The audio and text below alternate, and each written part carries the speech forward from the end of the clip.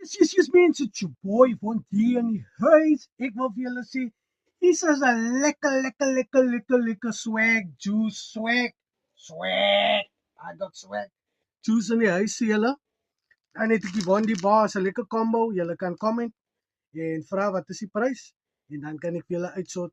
Ook, julle kan bulk koop, die wat upcoming entrepreneurs is, as jy 'n store het wat kos verkoop of jy het 'n takeaway of jy het 'n winkel en jy wil die verkoop.